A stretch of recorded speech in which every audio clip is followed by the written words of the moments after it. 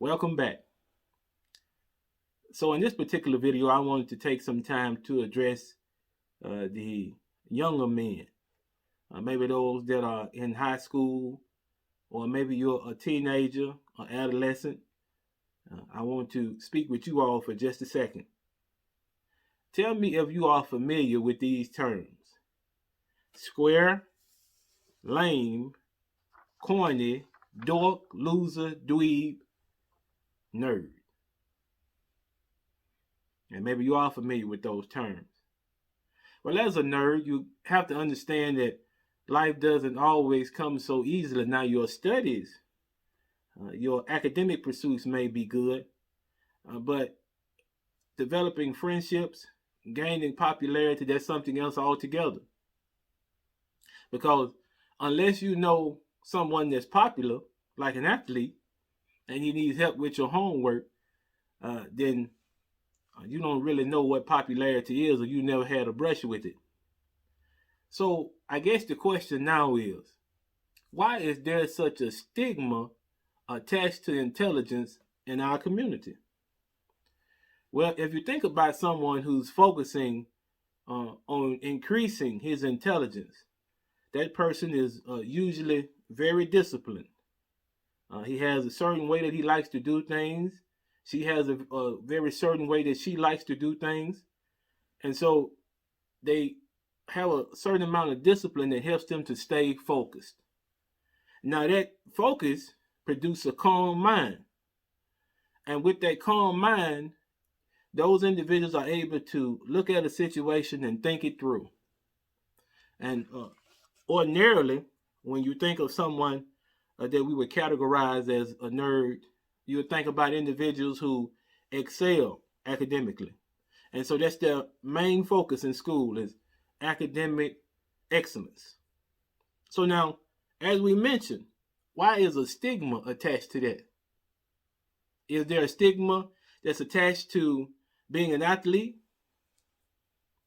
Well, from our own community, we can see that that's not the case. The stigma exists in regards to individuals having and using their intelligence to the full. And when they do that, we say normally that these individuals are not well thought of because they're intelligent, because they're not exciting, because they're not dangerous or desirable in our community. To put it plainly, these individuals are just boring. Some of them lack interpersonal skills. They're awkward, and sometimes it's a challenge to be around them because their social skills haven't developed fully. So now, because we talked about the downside of being intelligent in our community, then is it even necessary? Is that something that you should even aspire to be, or should you just concentrate on the athleticism that might be within you? Should you hone that and use that as an ability to take care of yourself in the world? Well, I want to cite an article.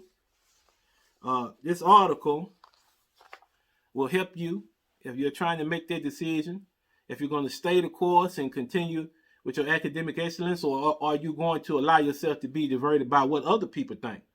But now here's the article. The title of the article is 5 Reasons Why Nerds Become Highly Successful. Highly successful. The first reason is that working hard comes naturally. Now, why is that? Because typically, when it comes to excelling in certain things, nerds are driven towards success. And since they know that these things will not come easy, very early in life, they learn how to overcome obstacles. Well, in overcoming obstacles, what are they doing? If you get into the pattern of overcoming obstacles early in life, then later on in life, as obstacles continue to present themselves, then see, now you're operating in your comfort zone. Because as a youth, you got used to dealing with the challenges involved with life. And so because of that, it instills a solid work ethic in them. They believe that work equals progression. So what about the next point? The next point is friends. What are those? So once again, we're talking about individuals who are socially awkward. So uh, more chance than not, they're not invited to parties. They're not invited to brunches with their friends or social events that consume their time. See, they don't have any of those things as an impediment. And so they have little to no excuse but to succeed. If there's nothing else to take up your time, then you're free to focus on, at this particular point in life, what is most important. And so they can prioritize.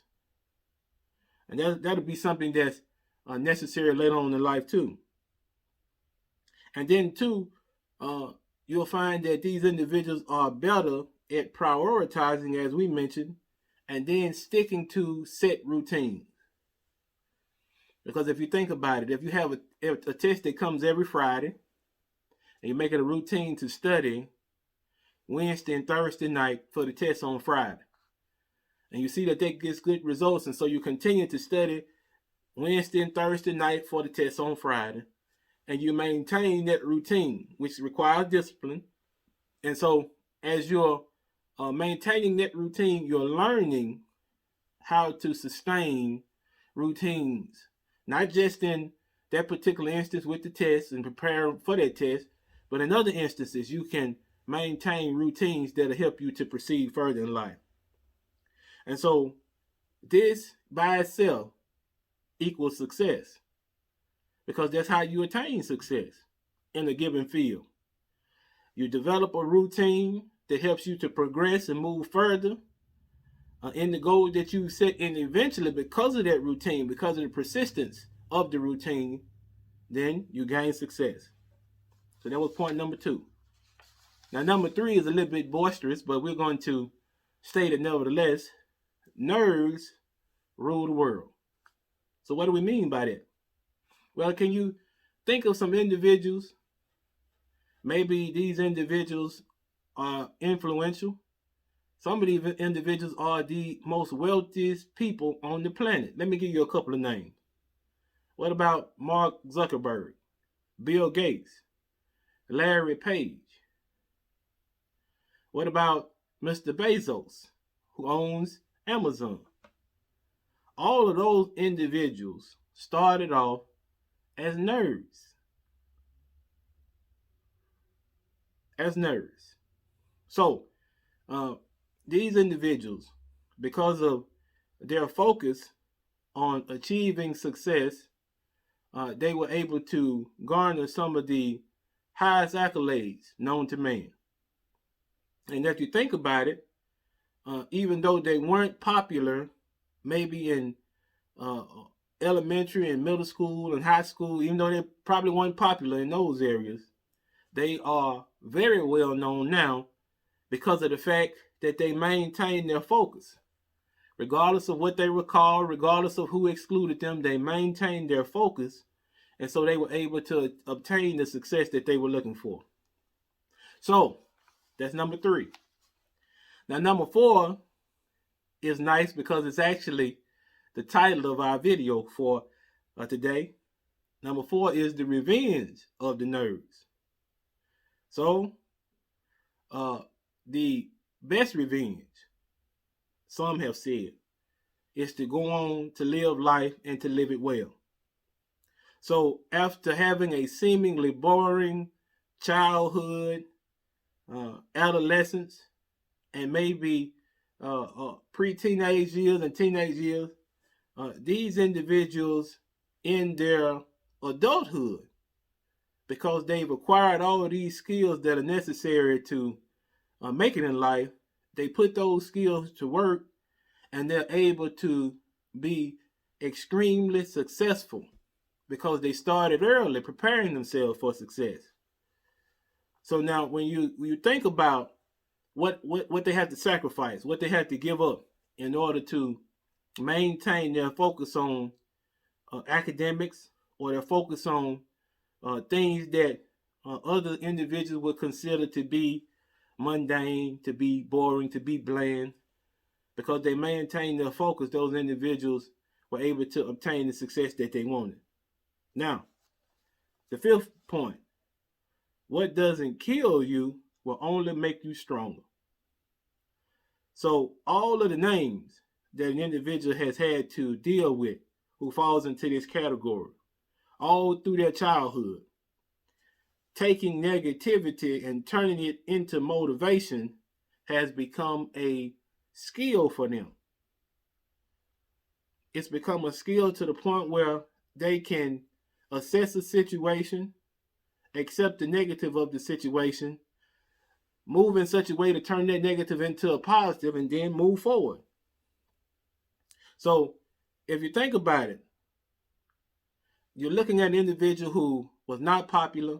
Maybe they didn't have the latest brand of clothing, and maybe they were the subject of quite a bit of harsh or unkind words. See, those things affected these individuals. They were introduced to negativity early in life. They went on to try to handle it the best way that they possibly could. And what results is that now you have an individual who's ready for life, because that is what life is about. It's about challenges.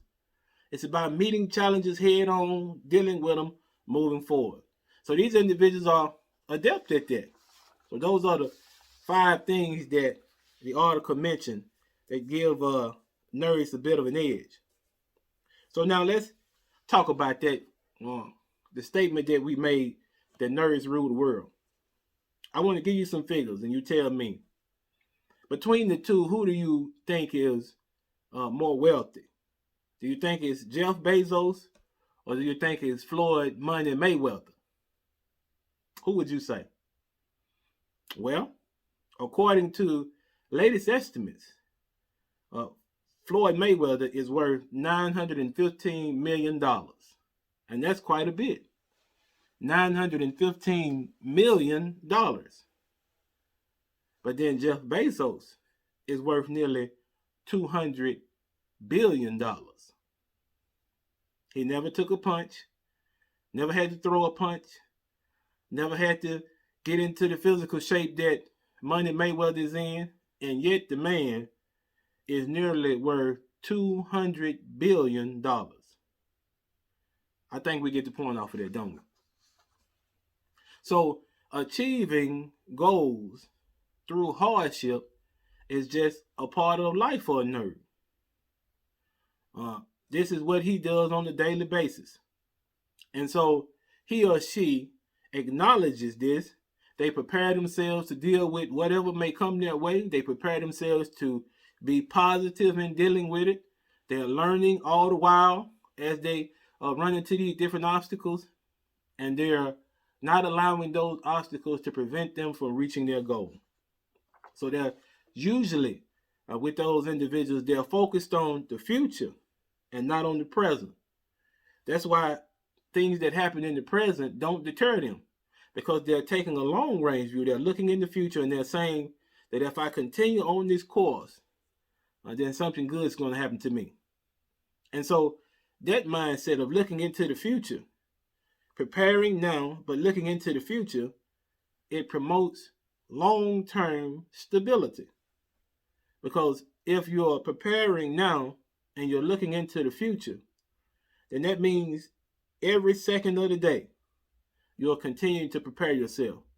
You're always in a state of readiness, because in this individual's mind, the future is going to be bright, and they're going to work as hard as they possibly can to make sure that their future is bright.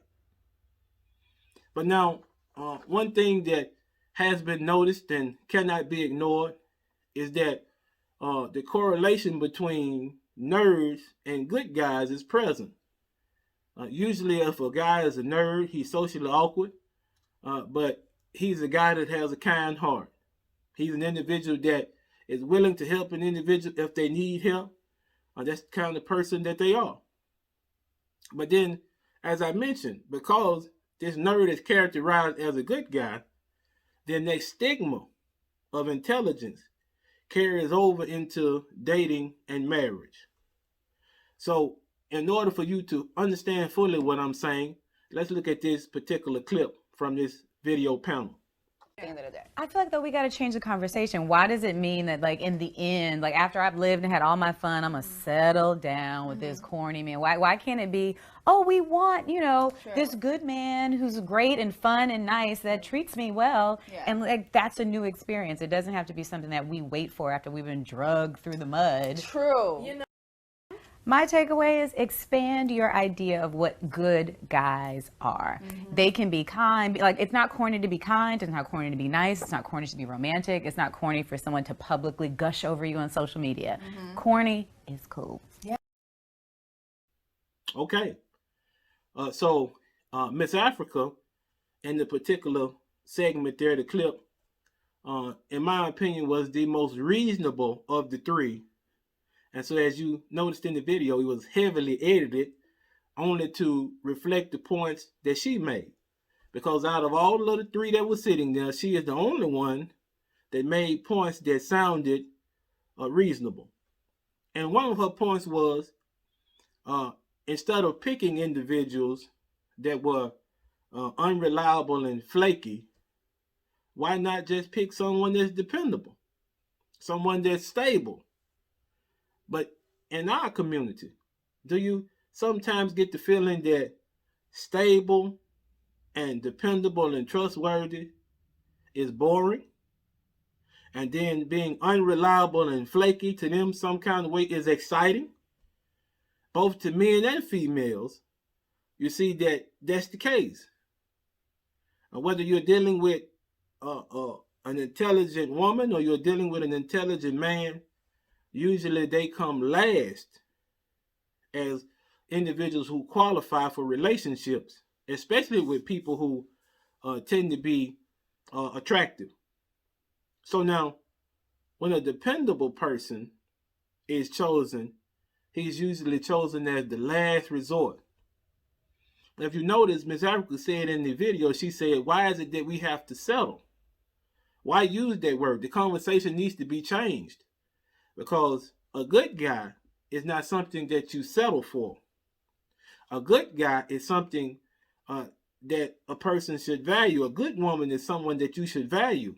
That's who you should be looking for in the beginning, if you're intelligent. Now, if you're not intelligent, then you'll make decisions according to that also. So, in conclusion, what are we saying? We're saying that intelligence is closely tied to stability and dependableness and long-term stability. I differentiated the two because stability is something that's present right now, but long-term stability is preparation for the future. So that's what intelligence is tied to. But think about if individuals now who are noteworthy, like we just mentioned, Bill Gates, we mentioned Jeff Bezos, we mentioned those two individuals. If they hadn't gone through the difficulties associated with being a nerd, would they be as successful as they are now? Would they know how to handle those challenges and difficulties that present themselves now? Would they have developed a routine in their mind that would allow them to meet difficulties and conquer them and move forward? Probably not. So in a way, all the hardships, the name calling, the solitude, it was a way of helping them in their accomplishments. So in a way, all of that contributed to their success. So the bottom line really is that stability is necessary to fully enjoy life. So it takes a level of intelligence to gain that particular stability.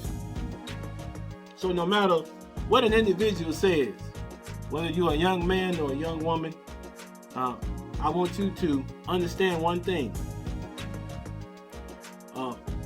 There is nothing that can diminish your intelligence if you don't allow it to. What people think, what they say, how they treat you, none of those things can prevent you from being successful. if you make your mind up to be successful. Intelligence is the way to get there. And so I encourage all of you, if that's your focus, academics, if your focus is to continue to build upon your intelligence in preparation for the future, I encourage you to keep going. I encourage you to apply yourself fully so that you can succeed in the areas that you have chosen. I thank you so much for joining me. Be easy.